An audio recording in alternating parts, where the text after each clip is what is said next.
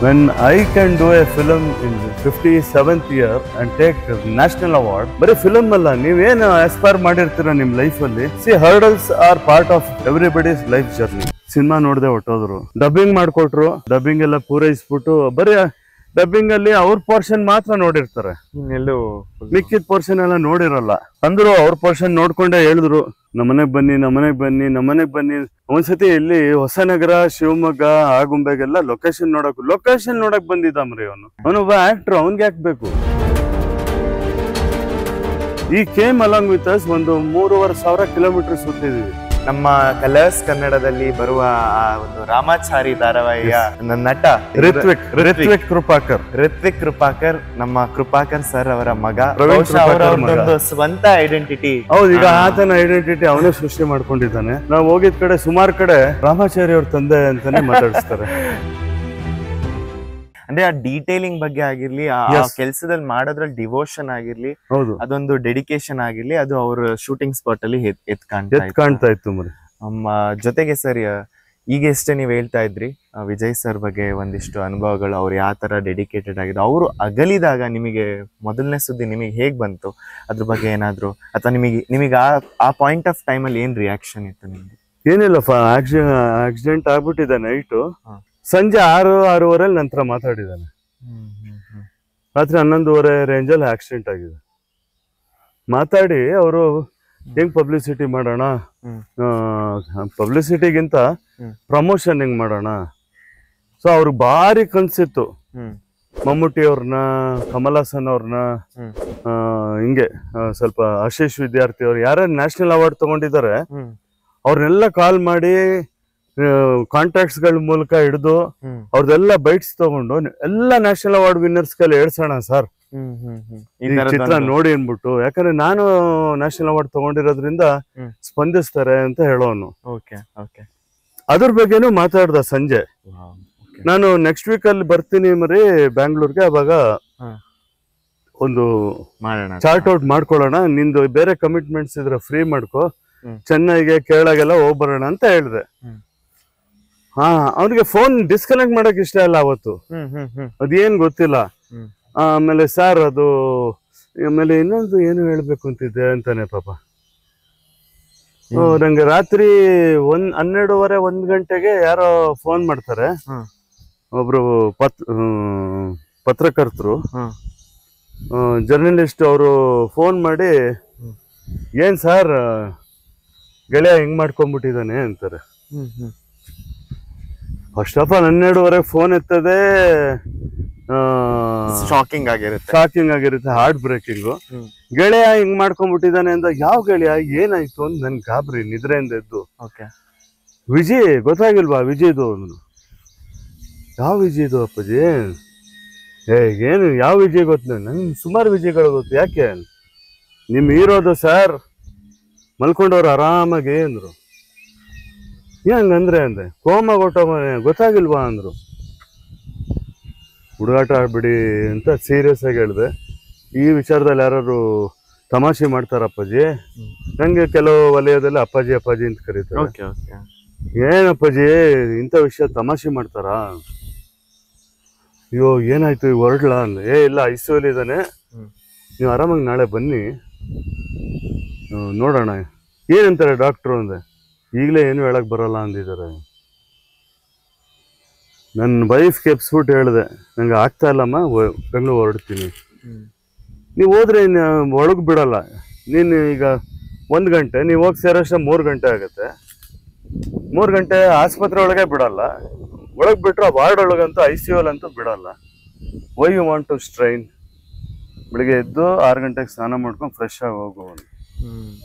ಅದೇ ನಿದ್ದೆ ಹೆಂಗ್ ಬರುತ್ತೆ ಅಲ್ವಾ? ಹೌದು, ಅಂದ್ರೆ ಇಲ್ಲ, ಹಂಗೆ ಮಲಗಕ್ ಆಗ್ತಾ ಇಲ್ಲ.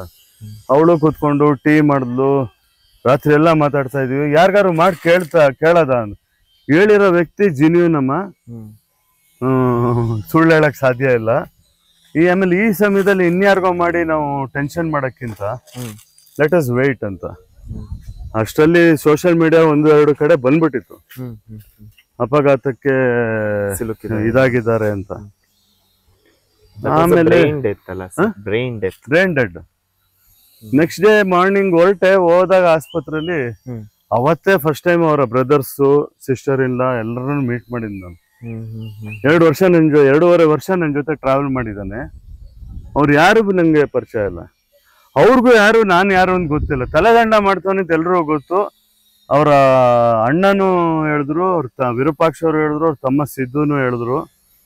ಅವ್ರ ಹತ್ರ ಕಡಿಮೆ ಅಂದ್ರೆ ಉತ್ಪ್ರೇಕ್ಷೆ ಇಲ್ದೆ ಹೇಳಿದಾರೆ, ಒಂದು 25-30 ಸತಿ ಹೇಳಿದಾರಂತ ಈ ಪಿಕ್ಚರ್ಗೆ ನಂಗೆ ನ್ಯಾಷನಲ್ ಅವಾರ್ಡ್ ಬರುತ್ತೆ ನೋಡ್ತಾ ಇರಿ ಅಂತ. ಹೌದಾ? ಅವ್ರ ತಮ್ಮಂಗೆ ಹೇಳ್ತಾನೆ, ನೋಡ ಇನ್ನೊಂದು ನ್ಯಾಷನಲ್ ಅವಾರ್ಡ್ ತಗೋತೀನಿ ಈ ಸಿನಿಮಾಕ್ಕೆ ಅಂತ ಹೇಳ್ತಾನೆ ಇದ್ರಂತೆ. ಪಾಪ ಸಿನಿಮಾ ನೋಡದೆ ಹೊಟ್ಟೋದ್ರು. ಡಬ್ಬಿಂಗ್ ಮಾಡಿಕೊಟ್ರು, ಡಬ್ಬಿಂಗ್ ಎಲ್ಲ ಪೂರೈಸ್ಬಿಟ್ಟು ಬರೀ ಡಬ್ಬಿಂಗ್ ಅಲ್ಲಿ ಅವ್ರ ಪೋರ್ಷನ್ ಮಾತ್ರ ನೋಡಿರ್ತಾರೆ, ಇನ್ನೆಲ್ಲೂ ಮಿಕ್ಕಿದ ಪೋರ್ಷನ್ ಎಲ್ಲ ನೋಡಿರಲ್ಲ. ಅಂದ್ರು ಅವ್ರ ಪೋರ್ಷನ್ ನೋಡ್ಕೊಂಡೆ ಹೇಳಿದ್ರು, ಸರ್ ನಂಗೆ ಯಾಕೋ ಎಕ್ಸೈಟ್ ಆಗ್ತಿದೆ, ನೋಡ್ರೆ ಖುಷಿ ಆಗ್ತಾ ಇದೆ, ನನ್ನ ಕ್ಯಾರೆಕ್ಟರ್ ಎಷ್ಟು ಚೆನ್ನಾಗಿ ಬಂದಿದೆ ಅಂತಾನೆ ಅಂದ್ರು. ಇಲ್ಲ ಇದೊಂದು ನ್ಯೂಸ್ ಆಗುತ್ತೆ ವಿಜಯ್, ಇಲ್ಲ ಸರ್ ರಾಷ್ಟ್ರ ಮಟ್ಟದಲ್ಲಿ ಪ್ರಮೋಟ್ ಮಾಡೋಣ ಸರ್ ಅಂತಾನೆ ಅಂದ್ರು. ಪಾಪ ನೆಕ್ಸ್ಟ್ ಡೇ ಫ್ಯಾಮಿಲಿಯವ್ರು ಡಿಸೈಡ್ ಮಾಡಿದ್ರು, ಸಿನ್ಸ್ ಬ್ರೈನ್ ಡೆಡ್ ಆಗಿರೋದ್ರಿಂದ ಅವನ ಆರ್ಗನ್ಸ್ ಡೊನೇಟ್ ಮಾಡ್ಬಿಡೋಣ ಅಂತ. ಒಂದು 7 ಜನ ಅವನಿಂದ ಬದುಕಿದ್ದಾರೆ, ಹೊಸ ಜೀವ ಕಂಡಿದ್ದಾರೆ. ಅಂದ್ರೆ ಸಾವಲ್ಲೂ ಸಾರ್ಥಕತೆ ಮೆರೆದ್ರು ಅವರು. ಎಸ್, ಸಾವಲ್ಲೂ ಸಾರ್ಥಕತೆ ಮೆರೆದ್ರು, ಸಾವಲ್ಲೂ ಜನಕ್ಕೆ ಮೆಸೇಜು ಕೊಟ್ರು ಅಲ್ಲ. ಆತ ಸಾಧನೆ ಮಾಡ್ದ, ಸಾಧಕ ಆದ. That is one very positive point of our beloved friend Sanchari Vijay. ಅಲ್ಲ, ಅದ್ರ ಜೊತೆಗೆ ಸರ್ ಏನಂದ್ರೆ ಆ ಒಂದು ಏನೋ ಹೇಳ್ತಾರಲ್ಲ, ಈಗ ಒಳ್ಳೆಯವರಿಗೆ ಕಾಲ ಕಮ್ಮಿ ಅಂತಾನು ಹೇಳ್ತಾರೆ. ಜೊತೆಗೆ ಇದ್ದ ದಿನದಲ್ಲಿ ನಾವು ಎಷ್ಟು ಚೆನ್ನಾಗಿ ಬಾಳ್ತೀವಿ, ಏನ್ ಮೆಸೇಜ್ ಕೊಟ್ಟು ಹೋಗ್ತೀವಿ ಅನ್ನೋದು ಡಿಪೆಂಡ್ ಆಗುತ್ತೆ. ಸೊ ಅದಕ್ಕೆ ಒಂದು ಉತ್ತರ ಬಹುಶಃ ಈ ಪ್ರಕೃತಿಲಿ ನೋಡಿದರೆ ಒಂದು ವಿಶೇಷ ಚೇತನ ಸಂಚಾರಿ ವಿಜಯ್. ಅವರಿಗೆ ಅವರು ನಮ್ಮ ಕರ್ನಾಟಕದ, ರಾಷ್ಟ್ರದ ಮತ್ತು ಇಡೀ ಒಂದು ವಿಶ್ವಕ್ಕೆ ಒಂದು ಸಂದೇಶ ಸಾರಬೇಕು ಅಂತ ಒಂದು ಸಿನಿಮಾ ಅಭಿಯಾನ. ಅದು ಪ್ಯಾರಲಲ್ ಸಿನಿಮಾದಲ್ಲಿ ಸರ್ವೈವ್ ಆಗದೆ ಭಾರಿ ಕಷ್ಟ. ಬಟ್ ಅದ್ರಲ್ಲಿ when he created impact in such a young age, it was a big thing. ಅವರ ಇಲ್ಲೇ ಅವ್ರು ಯಾರು ಅವ್ರು ಕೇಳಿಸ್ಕೊಂತಿರ್ತಾರೆ ಅನ್ನೋ ಒಂದು ನಂಬಿಕೆ ನಮ್ ಜೊತೆನೆ ಬರ್ತಾ ಇದ್ದಾನೆ, ನನ್ ನಂಬಿಕೆ ಅದು. ಯಾಕಂದ್ರೆ ಅವನು ಮೆಟ್ಟಿದ ನೆಲದಲ್ಲಿ ನಾನ್ ನಿಂತಿರುವೆ, ಅವರೇ ಕರ್ಸ್ಕೊಂಡಿದ್ದಾರೆ. ಅವನೇ ಇಲ್ಲಿ ಓಡಾಡ್ತಿದ್ದಂತ ಸ್ಥಳಗಳಿರ್ಬೋದು, ನಂಗೆ ಗೊತ್ತಿಲ್ಲ. ಹೌದು, ಬಟ್ ಚಿಕ್ಕಮಗಳೂರ್ಗಂದ್ರೆ ಬಹಳ ಬಹಳ ಪ್ರೀತಿ ಅವನಿಗೆ. He has told many times with me, ನಮ್ಮನೆಗ್ ಬನ್ನಿ. ಒಂದ್ಸತಿ ಇಲ್ಲಿ ಹೊಸನಗರ, ಶಿವಮೊಗ್ಗ, ಆಗುಂಬೆಗೆಲ್ಲ ಲೊಕೇಶನ್ ನೋಡಕ್ ಬಂದಿದ್ದಾಮ್ರಿ ಅವನು. ಅವನೊಬ್ಬ ಆಕ್ಟರ್, ಅವನ್ಗೆ ಹಾಕ್ಬೇಕು ಎಲ್ಲ ಪ್ರೊಡಕ್ಷನ್ ನೋಡ್ಕೊಂಡು ಮಾಡ್ಲಿ ಅಂತ ಇರುತ್ತೆ. ಅಂದ್ರೆ ಈ ಕೇಮ್ ಅಲಾಂಗ್ ವಿತ್ ಅಸ್ ಒಂದು 3,500 ಕಿಲೋಮೀಟರ್ ಸುತ್ತಿದೀವಿ ನನ್ ಗಾಡಿಲಿ. ಹೋಗ್ ಬರುವಾಗ ಇಲ್ಲಿ ಕಡೋರ್ ಮೇಲೆ ಹಿಂಗ್ ಪಾಸ್ ಆದ್ವಿ. ಸಾರ್ ಬನ್ನಿ ಈಗ್ಲಾರು ಹೋಗೋಣ. ಬೇಡ ಮರಿ, ಈಗ ಸಡನ್ ಆಗಿ ಹೋದ್ರೆ ನಿಮ್ ಮನೆಯವ್ರಿಗೂ ತೊಂದ್ರೆ ಆಗುತ್ತೆ, ಬೇಡ ಇನ್ನೊಂದ್ಸತಿ ಬರೋಣ, ಅಡಿಗೆ ಮಾಡಿಸ್ಬಿಟ್ಟು ಕರಿ, ಖಂಡಿತ ಬರ್ತೀನಿ ಅಂತೆಲ್ಲ ಹೇಳಿ ನಾವ್ ಹಿಂಗ್ ಪಾಸ್ ಆದ್ವಿ. ಅವತ್ತು ಅವನ ಮನೆಗೆ ಅಥವಾ ಅವನ ನೇಟಿವ್ ಪ್ಲೇಸ್ಗೆ ಅಥವಾ ಅವ್ನ ಕರಿತಿದ್ದ ಜಾಗಕ್ಕೆ ಪಾಪ ಅವ್ನ ಕಾಲವಾದ್ಮೇಲೆ ಬರ್ಬೇಕಾಯ್ತು ನನಗೆ. That is one very big tragedy in my life, really heartbreaking. ಈಗ ನೀವೇ ನಿಂಬಾಯಲ್ಲೇ ಬಂತು, ಪ್ಯಾರಲಲ್ ಸಿನಿಮಾಗಳು ಪ್ರಮೋಟ್ ಮಾಡೋದಾಗ್ಲಿ ಅಥವಾ ಕಮರ್ಷಿಯಲಿ ಹಿಟ್ ಮಾಡೋದಾಗ್ಲಿ ಭಾರಿ ಕಷ್ಟ ಅಂತ. ಇವತ್ತೂ ಚಲನಚಿತ್ರರಂಗದಲ್ಲಿ ಇವತ್ತೂ ಒಂದು ಇತಿಹಾಸ ಆಗಿದೆ. That I want to share. ಸಾವಿರಾರು ಜನ ನಿಮ್ ಚಿಕ್ಕಮಂಗ್ಳೂರ್ ಅವ್ರು ನೋಡ್ತಾ ಇರೋದ್ರಿಂದ ಅದನ್ನ ಹೇಳಕ್ ಇಷ್ಟಪಡ್ತಾ ಇದ್ದೀನಿ. ಇನ್ಕ್ಲೂಡಿಂಗ್ ಟಾಪ್ ಮೋಸ್ಟ್ ದಿಗ್ಗಜರು ಯಾರ್ಯಾರು ಪ್ಯಾರಲಲ್ ಸಿನಿಮಾಗಳು ಮಾಡಿದ್ದಾರೆ, ಅವ್ರ ಹೆಸರುಗಳಿಗೆ ತಗೊಳಕ್ ಇಷ್ಟ ಇಲ್ಲ. ಅವರ ಸಿನಿಮಾಗಳು ತಲೆದಂಡ ಹೋದ ರೇಟ್ಗೆ OTT ಸ್ಯಾಟಲೈಟ್ಗೆ ಹೋಗಿಲ್ಲ. It went for A very good rate, very very very positive ಆಗಿ ಒಳ್ಳೆ ರೇಟ್ಗೆ.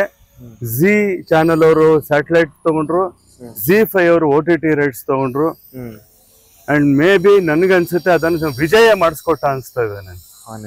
ಯಾಕಂದ್ರೆ ಕನ್ನಡ ಚಲನಚಿತ್ರ ಇತಿಹಾಸಗಳಲ್ಲೇ ಸ್ವರ್ಣ ಕಮಲ ತಗೊಂಡಿರುವಂತ ನಿರ್ದೇಶಕರ ಚಿತ್ರವೂ ಕೂಡ ನನ್ ರೇಟ್ಗೆ ಹೋಗಿಲ್ಲ. 9 ಸತಿ ರಾಷ್ಟ್ರ ಪ್ರಶಸ್ತಿ ತಗೊಂಡಿರುವಂತ ನಿರ್ದೇಶಕರ ಚಿತ್ರಗಳು ನನ್ ರೇಟ್ಗೆ ಹೋಗಿಲ್ಲ. ಬಹುಶಃ ನೀವ್ ಹೇಳ್ದಂಗೆ ವಿಜಯ್ ಅಣ್ಣ ಅವರ ಒಂದು ಖಂಡಿತ. ಯಾಕಂದ್ರೆ ಶಕ್ತಿ. ಅವನಿಗೆ ಇದ್ದಂತ ಪರಿಸರದ ಮೇಲೆ ಕಾಳಜಿ, ಪ್ರೀತಿ, ಆಮೇಲೆ ಈ ಸಬ್ಜೆಕ್ಟ್ ಮೇಲೆ. ಬಟ್ ಎಲ್ಲೋ ಒಂದ್ ಕಡೆ ಒಂದ್ ಚಿಕ್ಕ ನೋವಿದೆ. ಅದು ಐ ಡೋಂಟ್ ನೋ ಹೇಳ್ಬೇಕೋ ಬೇಡವೋ ಅಂತ. ಈ ರಾಷ್ಟ್ರ ಪ್ರಶಸ್ತಿ ಆಯ್ಕೆ ಸಮಿತಿಯಲ್ಲಿ ಸ್ವಲ್ಪ ರಾಜಕೀಯ ಮಾಡಿದ್ರು. ಯಾಕಂದ್ರೆ ಒಂದು ಅವ್ರು ಸತ್ತೋಗಿದ್ದಾರೆ, ಕಾಲ ಆಗ್ಬಿಟ್ಟಿದ್ದಾರೆ, ಅವ್ರು ಇಲ್ಲ. ಆತರ ಏನಾದ್ರು ಇದೆಯಾ ಅಥವಾ ಇಲ್ಲ, ಅವ್ರು ಮಾಡಿದ್ದು ಸುದ್ದಿ ನನ್ಗೆ ಬಂತು. ಕಲೆಗೆ ಕೊಡ್ಬೇಕು ಮೋರ್ ದೆನ್. ಇನ್ನೊಂದು, ಅವ್ರು ಆಲ್ರೆಡಿ ರಾಷ್ಟ್ರ ಪ್ರಶಸ್ತಿ ವಿಜೇತರು. ಸೊ ಅವ್ರಿಗೆ ಕೊಡದೇ ಇರೋ ಪರವಾಗಿಲ್ಲ ಅನ್ಬಿಟ್ಟು ಆ ವರ್ಷದಲ್ಲಿ ಬೇರೆ ಇಬ್ಬರು ನಟರಿಗೆ ಕೊಟ್ರು ಬೆಸ್ಟ್ ಆಕ್ಟರ್ ಅವಾರ್ಡ್, ಶೇರಿಂಗ್ ಅನ್ಬಿಟ್ಟು. ಅಜಯ್ ದೇವಗನ್ ಮತ್ತು ಸೂರ್ಯ ಅವರು ಕೊಟ್ಬಿಟ್ರು. ನನಗೆ ಎಲ್ಲಿ ಸಂಬಂಧವಯ್ಯ ಇವ್ರ ಅಭಿನಯ ಏನು ತಲೆದಂಡದಲ್ಲಿ. ಅವರು ಕೊಟ್ಟಿರುವಂತ ಚಿತ್ರಗಳಲ್ಲಿ ಆ ವ್ಯಕ್ತಿಗಳ, ಅವರು they are also very good actors. ನಾನು ಅವ್ರ ಬಗ್ಗೆ ಇದನ್ನ ಮಾತಾಡ್ತಿಲ್ಲ. ಆದ್ರೆ ಆ ಸಿನಿಮಾ ಕೊಟ್ರಲ್ಲ, ಅದಕ್ಕೆ ಕಂಪೇರೇಟಿವ್ ಆ ವರ್ಷದಲ್ಲಿ any time Vijay's performance was 100 times better. ನನ್ನ ಚಿತ್ರ ಅಂತ ಇಲ್ಲ, ಸ್ವಾರ್ಥದಿಂದ ಮಾತಾಡ್ತಿಲ್ಲ. ಆಸ್ ಎ ಫಿಲ್ಮ್ ಮೇಕರ್ ನಂದು 43 ವರ್ಷ ಜರ್ನಿ ಫಿಲ್ಮ್ ಇಂಡಸ್ಟ್ರಿಯಲ್ಲಿ. ನಾನು ಅಸಿಸ್ಟೆಂಟ್ ಡೈರೆಕ್ಟರ್ ಆಗಿ ಬಂದು ಅಥವಾ ಆಕ್ಟರ್ ಆಗಕ್ಕೆ ಟ್ರೈ ಮಾಡಿ, ನಂತರ ಒಂದು 12-13 ಚಿತ್ರಗಳಲ್ಲಿ ಕೆಲಸ ಮಾಡಿ, ಅಸೋಸಿಯೇಟ್ ಡೈರೆಕ್ಟರ್ ಆಗಿ, ಕೋ ಡೈರೆಕ್ಟರ್ ಆಗಿ, ನಂತರ ಮೈಸೂರು ಯೂನಿವರ್ಸಿಟಿಗೆ ಹೋಗಿ 29 ವರ್ಷ, 30ನೇ ವರ್ಷ ಈಗ ನಾನು ಚಲನಚಿತ್ರ ಅಧ್ಯಯನ ವಿಭಾಗದಲ್ಲಿ ಸಿನಿಮಾ ಪಾಠಗಳು ಮಾಡ್ಕೊಂಡು, ಸಿನಿಮಾ ಉಸಿರಾಡ್ಕೊಂಡೆ, ಸಿನಿಮಾ ಊಟ ಮಾಡ್ಕೊಂಡೆ ಬದುಕಿರೋಂಥವ್ನು. ಸಿನಿಮಾದೇ ಅಧ್ಯಯನದಲ್ಲಿ ಬದುಕಿರೋನು. ಆಗಿರುವಾಗ ನನಗ್ ಗೊತ್ತು ಕ್ವಾಲಿಟಿಗಳು. ಅಂತದ್ರಲ್ಲಿ ಪಾಪ ಅವ್ರಿಗೆ ಅಲ್ಲಿ ಅನ್ಯಾಯ ಮಾಡ್ಬಿಟ್ರು ಅನ್ಸ್ತಾ ಇದೆ. ಇಲ್ಲಿ ಮೊನ್ನೆ ಸ್ಟೇಟ್ ಅವಾರ್ಡ್ ಅಲ್ಲಿ ಬೆಸ್ಟ್ ಆಕ್ಟರ್ ಕ್ರಿಟಿಕ್ಸ್ ಅವಾರ್ಡ್ ಅಂತ ಕೊಟ್ರು. ಅದಾರು ಒಂಥರ ಸಮಾಧಾನಕರ. ಕೊನೆ ಪಕ್ಷ ಎಲ್ಲೋ ಈ ತರದೊಂದು ವೇದಿಕೆಯಲ್ಲಿ ಈ ತರ ಆದಾಗ ಒಂದು ನಿರಾಸೆ ಅನ್ನೋದ್ಕಿಂತ ಅಯ್ಯೋ ಅದಕ್ಕೆ ಆತ್ಮತೃಪ್ತಿಗೆ ಒಂದು ಪೆಟ್ಟು ಬೀಳುತ್ತೆ ಖಂಡಿತ. ಆಮೇಲೆ ಆತ್ಮ ನಂಬಿಕೆ ಮೇಲೂ ಪೆಟ್ಟು ಬಿದ್ದ್ಬಿಡುತ್ತೆ. ನಿನ್ನಲ್ಲಿ ನೀನು ಒಂದು ಸೆಲ್ಫ್ ಎಸ್ಟೀಮ್ ಅಂತ ಇರ್ತದ, ನಂಬಿಕೆ ಇರ್ತದಲ್ಲ, ನಂಗೇನ್ ಮಾಡಿದ್ರು ಇಷ್ಟೇನ ಪಾಪ ಅಂತ. ವಿಜಯ್ ಅಂತ ಪರ್ಫಾರ್ಮೆನ್ಸ್ಗೆ ಕೊಟ್ಟಿಲ್ಲ, ನಮಗ್ ಕೊಡ್ತಾರಂತ ಬೇರೆ ಕಲಾವಿದರಿಗೆ ಅದು ಡಿಸ್ಗ್ರೇಸ್ ಆಗ್ಬಿಡುತ್ತೆ, ಅಂತ ಡಿಸ್ಕರೇಜ್ ಮಾಡ್ದಂಗೆ ಆಗ್ಬಿಡುತ್ತೆ. ಅದೊಂದು ಸ್ವಲ್ಪ ನನ್ಗೂ ನೋವಾಯ್ತು. ಬಟ್ ಹೇಳಕ್ಕಾಗಲ್ಲ, ಅದು ಎಕ್ಸ್ಪ್ರೆಸ್ ಮಾಡಕ್ಕಾಗಲ್ಲ, ತಪ್ಪಾಗ್ಬಿಡುತ್ತೆ. ಸ್ಟೇಟ್ಮೆಂಟ್ ಮಾಡ್ಬೋದಿತ್ತು. ಕೆಲವರು ಬೇಡ, ಅದು ಕೇಂದ್ರ ಸರ್ಕಾರಕ್ಕೆ ಅನ್ಯಾಯ ಮಾಡ್ದಂಗೆ ಆಗುತ್ತೆ, ಅದು ಬೇರೆ ಬೇರೆ ಆಂಗಲ್ಸ್ ಅಲ್ಲಿ ಮಾತಾಡ್ಬಿಡ್ತಾರ, ಆಮೇಲೆ ಬೇಡ ಅಂತ. ಏನೇ ಆದ್ರೂ ಆ ಅವಾರ್ಡ್ ಬರ್ಲಿಲ್ಲ ಅಂದ್ರೆ ಜನರ ಅವಾರ್ಡ್ಗೆ ಯಾವತ್ತೂ ತಲೆದಂಡ ಒಂದು ಪಾತ್ರ ಆಗಿದೆ. ಜನರು ಅದಕ್ಕೆ ಅವಾರ್ಡ್ ಕೊಟ್ಟಾಯ್ತು, ಅದೊಂದು ದಾಖಲೆ ಮಾಡಾಯ್ತು. ಪರಿಸರ ಸಂರಕ್ಷಣಾ best protection environment protection film ಅಂತ ಕೊಟ್ರು. ಅದು ಒಂದು ವಿಜಯ್ ಆತ್ಮಕ್ಕೆ ಶಾಂತಿ ಸಿಗಿರುತ್ತೆ ಅಂತ ಅನ್ಕೊಂತೀನಿ. ಬಹುಶಃ ಅವ್ರ ಅವತ್ ಸಂಕಲ್ಪ ಮಾಡಿದ್ದು ಅವರ ಒಂದು ಕ್ರಾಫ್ಟ್ ಹೊರಗ್ ಬಂದಾಗ ಅದು ಸಿದ್ಧಿ ಆಗ್ಬಿಡ್ತು. ಅಂದ್ರೆ ಒಂದು ಟೀಮ್, ಒಂದು ತಂಡ, ಡೆಡಿಕೇಶನ್ ಆಗಿ. ಸರ್, ಇಷ್ಟೊತ್ತು ನಾವು ತಲೆದಂಡದ ಬಗ್ಗೆ ಮಾತಾಡ್ತಾ ಸಂಚಾರಿ ವಿಜಯಣ್ಣನವ್ರ ಬಗ್ಗೆ ಒಂದೆರಡು ನೆನಪುಗಳನ್ನ ಮೆಲುಕಾಗ್ತಾ ಬಂದ್ವಿ. ಈಗ ನಿಮ್ಮ ಒಂದು ವೈಯಕ್ತಿಕ ಜೀವನದ ಒಂದೆರಡು ಮಾತುಗಳು, ಅಂದ್ರೆ ನೀವು ಹೇಗೆ, ನಿಮ್ಮ ದಿನಚರಿ ಹೇಗಿರುತ್ತೆ, ಅಮ್ಮ ಅವ್ರು ಏನ್ ಮಾಡ್ತಾರೆ, ನಿಮ್ಮ ಮಕ್ಕಳಿನ ಒಂದು ಪರಿಚಯ, ಅಥವಾ ಈಗ ಪ್ರಸ್ತುತವಾಗಿ ನೀವ್ ಏನ್ ಮಾಡ್ತಿದ್ದೀರಾ, ಯಾವ ಸ್ಕ್ರಿಪ್ಟ್ ಪ್ರಾಜೆಕ್ಟ್ ಮಾಡ್ತಾ ಇದ್ದೀರಾ, ಆ ತರ ಏನಾದ್ರು. ಪ್ರವೀಣ್ ಕೃಪಾಕರ್ ಅಂತ ನನ್ನ ಸಿನಿಮಾ ಜರ್ನಿ ಒಂದು 43 years. ಮೊಟ್ಟ ಮೊದಲು ಕಲಾವಿದನಾಗ್ಲಿಕ್ಕೆ ಬಂದಿತ್ತು 1983. ಕೊನೆಗೆ 40+ years, 83 ಅಂದ್ರೆ 23ಗೆ 40 years, 25 ಆಯ್ತಲ್ಲ, 42 ಆಗಿ 43ನೇ ವರ್ಷ. ಇಬ್ಬನಿ ಕರಗಿತು ಅಂತ KV ಜಯರಾಮ್ ಅವರು ನಿರ್ದೇಶನ ಮಾಡಿದಂತ ಚಿತ್ರ. Anantnag sir, Lakshmi madam. ಅದ್ರಲ್ಲಿ ಒಂದು ವಿಲನ್ ಗ್ಯಾಂಗ್ ಅಲ್ಲಿ ಜಗ್ಗೇಶ್ ನಂದೆಲ್ಲ ಎಂಟ್ರಿ ಅವತ್ತು ಪಾತ್ರಕ್ಕೆ. ಸೊ ವಿಲನ್ ಗ್ಯಾಂಗ್ ಅಲ್ಲಿ ನಾವು ಮಾಡಿದ್ವಿ. ನಂತರ ಕಂಟಿನ್ಯೂ ಆಯ್ತು ಜಯರಾಮ್ ಸರ್ ಜೊತೆನೆ. ಅವ್ರು 2ನೇ ಅಥವಾ 3ನೇ ಚಿತ್ರಕ್ಕೆ ನನ್ನ ಕರೆದು, ನಿನ್ನ ಲ್ಯಾಂಗ್ವೇಜ್ ಚೆನ್ನಾಗಿದೆ, ಎಜುಕೇಶನ್ ಇದೆ, ಕಲಾವಿದನ್ಕಿಂತ ನೀನ್ ಟೆಕ್ನಿಷಿಯನ್ ಆಗು ಅಂತ ಫಸ್ಟ್ ನನ್ನ ತಲೆ ಹುಳ ಬಿಟ್ಟವ್ರೆ KV ಜಯರಾಮ್ ಸರ್. ಇವತ್ತು ಅವರು ನೋಡ್ತಾ ಇರ್ತಾರೆ ಸ್ವರ್ಗದಿಂದ. ಇಲ್ಲ ಸರ್ ನನ್ಗೆ ಆಕ್ಟರ್ ಆಗ್ಬೇಕು ಅಂತ. ಆಗ ನನ್ಗೆ ಸ್ವಲ್ಪ ಆಗ ಕಾಲೇಜ್ ಡೇಸ್ ಅಲ್ಲಿ ಎಲ್ಲ ಸ್ಟೈಲಿಶ್ ಆಗಿದ್ದೆ, ಏನೋ ಒಂದು ಹಂಬಲ ಮಾಡ್ಬೇಕು ಅಂತ. ಬಟ್ ಕಾಲಕ್ರಮೇಣ ಡೈರೆಕ್ಷನ್ ಅಸಿಸ್ಟೆಂಟ್ ಡೈರೆಕ್ಟರ್ ಆಗಿ ಬಂದ್ಬಿಟ್ಟೆ. ಅವರೇ ಹೇಳಿ ಫೈಲ್ ಕೊಡ್ಸು ಕೈಗೆ. ಒಂದು 4 ಫಿಲ್ಮ್ ಅವ್ರ ಜೊತೆ ಮಾಡಿದೆ. ಮುದುಡಿದ ತಾವರೆ ಅರಳಿತು, ಮಾಧುರಿ, ಹೊಸ ನೀರು, ಇಬ್ಬನಿ ಕರಗಿತು. ಅದಾದ ಮೇಲೆ ಜೋಸೇಮನ್ ಅಂತ ಇನ್ನೊಬ್ರು ಟಾಪ್ ಕಮರ್ಷಿಯಲ್ ಡೈರೆಕ್ಟರ್ ಇದ್ರು.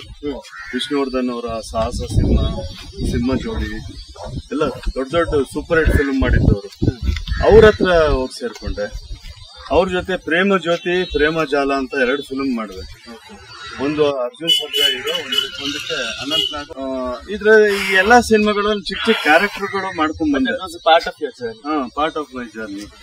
ಅದಾದ್ಮೇಲೆ ಸುಂದರ್ನಾಥ್ ಸುವರ್ಣ ಸರ್ ಜೊತೆ ಮಾಡಿದೆ. ಅವ್ರ ಕ್ಯಾಮ್ರಾಮನ್ ಆಕ್ಚುಲಿ, ಆದ್ರೂ ಅವ್ರ 1-2-3 ಸಿನಿಮಾ ಮಾಡಿದ್ರು, ಅವ್ರ ಜೊತೆ ಮಾಡಿದೆ. ನಂತರ KV ರಾಜು ಸರ್ ಜೊತೆ ಮಾಡಿದೆ. KV ಜಯರಾಮ್ ಬ್ರದರ್ ಅವರು most learned technician of Kannada industry ಅಂತ ಹೇಳಬಹುದು. ಅಷ್ಟು ತಾಕತ್ತಿದ್ದಂತ ಟೆಕ್ನಿಷಿಯನ್ ಅವರು. ಅವರ ಜೊತೆ ಎಲ್ಲ ಅವ್ರ ಗಾಡಿಯನ್ನು ಕಳೆದ್ಮೇಲೆ ಲಾಸ್ಟ್ ಅಲ್ಲಿ ನಮ್ಮ ದ್ವಾರಕೀಶ್ ಅವ್ರ ಜೊತೆ ಮಾಡಿದೆ. ದ್ವಾರಕೀಶ್ ಅವ್ರ ಜೊತೆನೆ 11 ವರ್ಷ ಮಾಡಿದೆ. ಶ್ರುತಿ, ಗೌರಿ ಕಲ್ಯಾಣ, ಹೊಸ ಕಳ್ಳ, ಹಳೆ ಕುಳ್ಳ, ರಾಯರು ಬಂದರು ಮಾವನ ಮನೆ. ನನ್ನಲ್ಲಿದ್ದಂತ ನಿರ್ದೇಶಕನ ಕನಸು ಒಂಥರ ಸಪ್ರೆಸ್ ಆದಂಗೆ ಆಯ್ತು. ಬೇರೆಯವ್ರಿಗೆ ನಾನು ಸರಸ್ವತಿ ಕೊಡ್ತಿದ್ದೆ, ವಿದ್ಯೆ ಕೊಡ್ತಿದ್ದೆ, ಕಲಿಸ್ತಿದ್ದೆ, ಕಲಿಕೆ ಕೊಡ್ತಿದ್ದೆ. ಆದ್ರೆ ನನ್ನಲ್ಲೇ ಕೊರಗಿತ್ತು. ನಾನು 2 ವರ್ಷ ಡಿಪ್ಲೊಮಾ ಮುಗಿಸ್ಕೊಂಡು ಪಾಸ್ ಔಟ್ ಆಗೋ ಮಕ್ಳುಗಳೆಲ್ಲ ಬೆಂಗಳೂರು ಬಂದು ಫೋನ್ ಮಾಡೋರು. ಸಾರ್ ಏನ್ ಮಾಡ್ತಿದ್ರ ನೀವು ಮೈಸೂರಲ್ಲಿ, ನಮ್ಗೆಲ್ಲ ಪಾಠ ಹೇಳ್ಕೊಟ್ರು, ನೀವು ಬೆಂಗಳೂರು ಬನ್ನಿ, ನೀವು ಸಿನಿಮಾ ಮಾಡ್ಬೋದು, ಸೀರಿಯಲ್ ಮಾಡ್ಬೋದು ಅಂತ.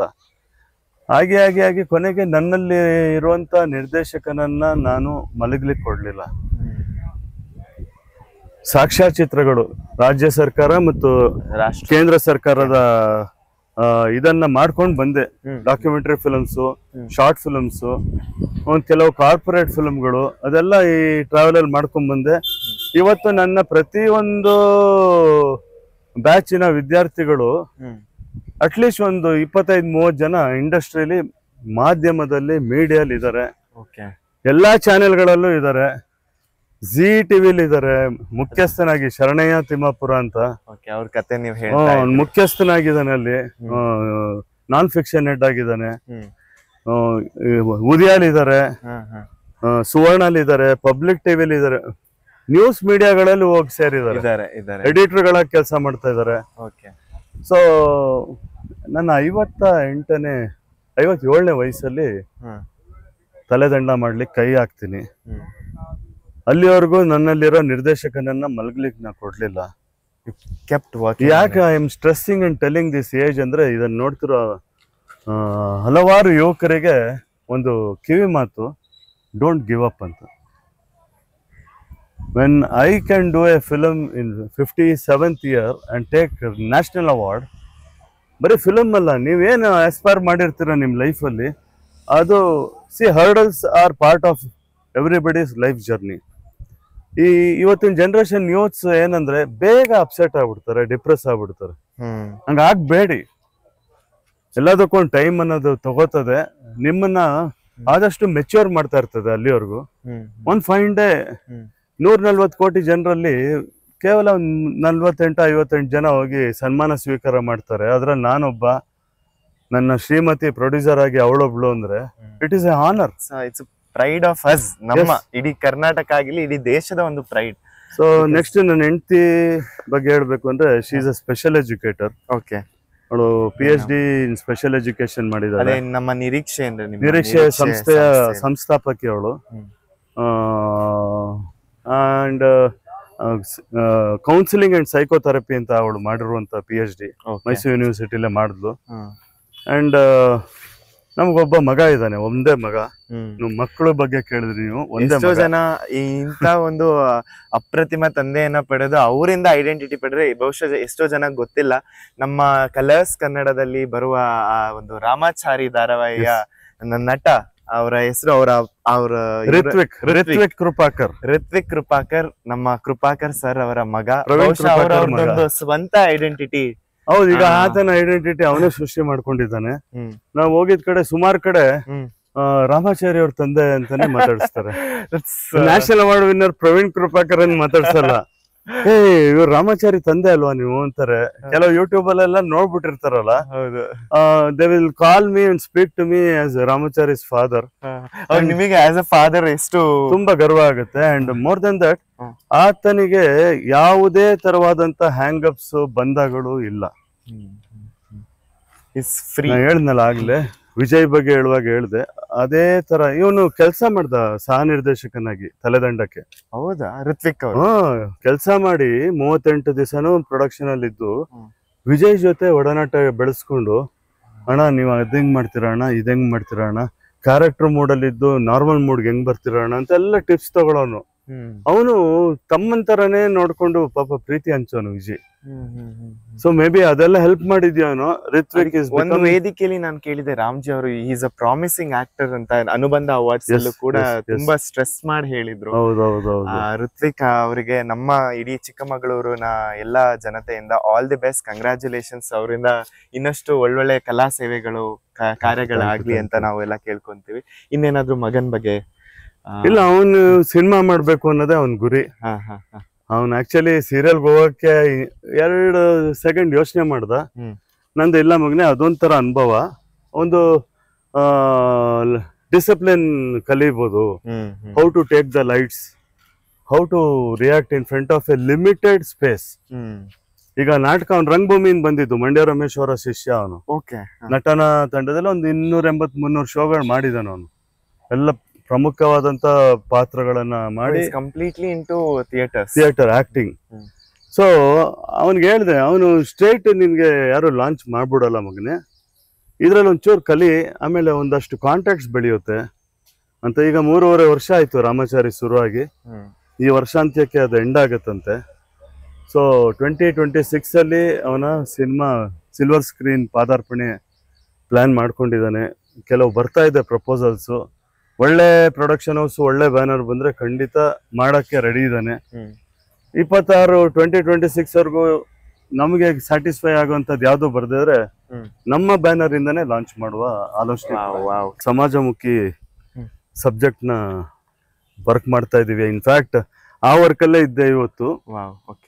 ಬರ್ಲಿಕ್ಕೆ ಆಗುತ್ತಾ ಇಲ್ವ ಅನ್ಕೊಂಡಿದ್ದೆ, ಬಟ್ ನಮ್ಮ ಗುರುಗಳು ಮಾತಾಡಿದ್ರಿಂದ ಬರ್ಲಿಕ್ಕೆ ಮನ್ಸು ಮಾಡ್ಕೊಂಡೆ. ಯಾಕಂದ್ರೆ ನನ್ನ ರೈಟರ್ಸ್ ಚೆನ್ನೈಯಿಂದ ಬಂದ್ಬಿಟ್ಟಿದ್ರಿಂದ so I made up my mind. No, ಆಮೇಲೆ ಯಾವುದೇ ವ್ಯಾಪಾರಿ ದೃಷ್ಟಿ ಇಲ್ಲದೆ, ಆರ್ಥಿಕ ಲಾಭವಿಲ್ಲದೆ ಮಾಡ್ತಿರುವಂತ ಚಿತ್ರೋತ್ಸವ ಆದ್ರಿಂದ ಅದೊಂಚೂರು ಇನ್ಸ್ಪೈರ್ ಆಯ್ತು ನನಗೆ. ಬಿಕಾಸ್ ಕೆಲವರು ದುಡ್ಡುಗೋಸ್ಕರ ಮಾಡ್ತಾರೆ, ಸ್ಪಾನ್ಸರ್ಸ್ ಹಿಡಿದಿರ್ತಾರೆ, ಏನೇನೋ ಮಾಡಿರ್ತಾರೆ. ಸೊ ನನ್ನ ರೈಟರ್ಸ್ನ ಒಂದ್ ದಿವಸ ನೀವುಗಳು ಮ್ಯಾನೇಜ್ ಮಾಡಿ ನಾಳೆ ಬರ್ತೀನಿ ಅಂತ ಬಂದೆ. ಈಗ ಮಾಡ್ತಿರುವಂತದ್ದು ಒಂದು ಅಬಲೆ ಸ್ತ್ರೀ, ಒಂದು ಮಹಿಳೆ, ಒಂದು ಕುಗ್ರಾಮದಲ್ಲಿ ಹುಟ್ಟಿ ಬೆಳೆದಂತ ಕಡು ಬಡತನದಲ್ಲಿ ಹುಟ್ಟಿ ಬೆಳೆದಂತ ಒಂದು ಹೆಣ್ಣು ಮಗು. ಆ ಕಷ್ಟ ನಷ್ಟಗಳ ನಡುವೆ ಅವ್ರ ತಂದೆ ನಗಾರಿ ಬಾರಿಸೋರು. ಆಕೆ ಟ್ರಾವೆಲ್ ಓದ್ಕೊಂಡು ಒಂದು IAS ಅಧಿಕಾರಿ ಆಗ್ತಾಳೆ. ಸೊ ಆ ಕಥಾ ವಸ್ತು ಇಟ್ಕೊಂಡ್ ಮಾಡ್ತೀನಿ. ಅಂಡ್ ಅವಳ ಲೈಫಲ್ಲಿ ಫೇಸ್ ಮಾಡಿದಂತ ಸಮಸ್ಯೆಗಳು, ಲೀಗಲ್ ಹರ್ಡಲ್ಸ್, ಅದರ ಆಧಾರಿತವಾಗಿ ಒಂದು ಸುಂದರವಾದಂತ ಕಥೆ ರೆಡಿ ಆಗ್ತಾ ಇದೆ. ಪ್ರಾಬಬಲಿ ಇಯರ್ ಎಂಡ್ ಅಥವಾ ಅದು ಕೂಡ ಜಾನ್ವರಿ ಸಂಕ್ರಾಂತಿ ಸ್ಟಾರ್ಟ್ ಮಾಡ್ತೀನಿ. ಮಹಿಳಾ ಪ್ರಧಾನ ಪ್ಲಸ್ ಗ್ರಾಮೀಣ ಸೊಗಡು, ಗ್ರಾಮೀಣ ಪ್ಲಸ್ ಹಿಂದುಳಿದ ವರ್ಗದ ಮಹಿಳೆ. ಅಲ್ಲ, ಕೇಳೋಕೆ ಆ ಕಾನ್ಸೆಪ್ಟ್ ಚೆನ್ನಾಗಿದೆ. ಇನ್ನು ನೀವು ಸ್ಕ್ರೀನ್ ಮೇಲೆ ಮಾಡೋದಂದ್ರೆ ಅದು ಯಾವ ತರ ಬರುತ್ತೆ? ಯಾಕೆಂದ್ರೆ ನೀವು ಯೂಶಲಿ ಯಾವ ತರ ರಿಯಲಿಸ್ಟಿಕ್ ಆಗಿ, ಆ ಒಂದು ಆರ್ಟಿ ಆಗಿ, ತುಂಬಾ ರಿಲೇಟಬಲ್ ಆಗಿ ಮಾಡುವಂತ ಸಿನಿಮಾಗಳು, ಅದನ್ನ ನಾವು ನೋಡಕ್ಕೆ ಇನ್ನಷ್ಟು ಕಾತರವಾಗಿದ್ದೇವೆ. ಆ ಒಂದು ಸ್ಟೋರಿ ಲೈನ್ ಕೂಡ ಇವತ್ತು ನಮ್ಮ ಮಾಧ್ಯಮದಲ್ಲಿ ನಮಗೆ ಹೇಳಿದ್ದೀರಾ. ಅದಕ್ಕೂ ಆಲ್ ದ ಬೆಸ್ಟ್ ಸರ್. ಆ ಒಂದು ಸಿನಿಮಾ ತೆರೆ ಮೇಲೆ ಬಂದ ಮೇಲೆ ನಮಿಗೂ ನೋಡುವಂತ ಅವಕಾಶ ಸಿಗ್ಲಿ. OTTಲಿ ಇನ್ನೂ ಅಷ್ಟು ಮಾರ್ಕೆಟ್ ಅಲ್ಲಿ ಚೆನ್ನಾಗಿ ಹೋಗ್ಲಿ. ಯಾಕಂದ್ರೆ ಎಂತೆಂತ ಫಿಲಮ್ ಹೋಗ್ತಾ ಇರ್ತವೆ, ಈ ತರ ಒಳ್ಳೆ ಮೆಸೇಜ್ ಇರುವಂತ ಸಿನಿಮಾಗಳು ಕೂಡ ಒಂದು OTTಲಿ ಒಳ್ಳೆ ಪ್ಲಾಟ್ಫಾರ್ಮ್ ಸಿಗ್ಬೇಕು ಅಂತ ನಮ್ಮ ಇಡೀ ತಂಡ ಮತ್ತೆ ಇಡೀ ಊರಿನಿಂದ ನಿಮಗೆ ಒಳ್ಳೆ ವಿಶಸ್ Thank you, ಹೇಳ್ತೀವಿ thank you, sir. thank you. ನೋಡಿದ್ರಲ್ಲ ವೀಕ್ಷಕರೇ, ಇವತ್ತು ನಮ್ಮ ಟಾಕ್ ವಿತ್ RB ಸ್ಪೆಷಲ್ಸ್ ಅಲ್ಲಿ ನಮ್ ಜೊತೆ ರಾಷ್ಟ್ರ ಮಟ್ಟದಲ್ಲಿ ಹೆಸರುವಾಸಿಯಾಗಿರುವಂತಹ ನಿರ್ದೇಶಕರು, ನಿರ್ಮಾಪಕರು, ಮುಂದೆ ನಿರ್ಮಾಪಕರು, ಸಮಾಜ ಸೇವಕರು ಮತ್ತು ಕಲೆಯ ಆರಾಧನೆಯನ್ನ ಮಾಡ್ತಾ ಒಂದು ಪ್ರಪಂಚದಲ್ಲಿ ಒಂದು ಒಳ್ಳೆ ಸಂದೇಶವನ್ನ ಕೊಡೋಕೆ ಅಂತ ಹೋಗ್ತಿರುವಂತ ನಿಮ್ಮೆಲ್ಲರ ಪ್ರೀತಿಯ ಪ್ರವೀಣ್ ಕೃಪಾಕರ್ ಸರ್ ಅವರ ಒಂದೆರಡು ಮಾತುಗಳನ್ನ ಕೇಳಿದ್ದೇವೆ. ಮುಂದೆ ಟಾಕ್ ವಿತ್ RB ಅಲ್ಲಿ ನೀವು ಯಾರನ್ನ ನಿರೀಕ್ಷಿಸ್ತೀರಾ, ಯಾರನ್ನ ನಾವು ಸಂದರ್ಶನ ಮಾಡಬೇಕು ಅಂತ ನಮ್ಮ ಕಮೆಂಟ್ ಸೆಕ್ಷನ್ ಅಥವಾ ಅಲ್ಲಿ ಕೆಳಗಡೆ ಡಿಸ್ಪ್ಲೇ ಆಗ್ತಿರೋ ನಂಬರ್ಗೆ ಸಲಹೆಗಳನ್ನ ಹಾಕಿ. ಅಲ್ಲಿಯವರೆಗೆ ಎಲ್ಲಾ ಸ್ಥಳೀಯ ಸುದ್ದಿಗಳಿಗಾಗಿ ನೋಡ್ತಾ ಇರಿ ಐಸಿರಿ ಟುಡೇ. ಮತ್ತೆ ಸಿಗೋಣ. ನಮಸ್ತೆ.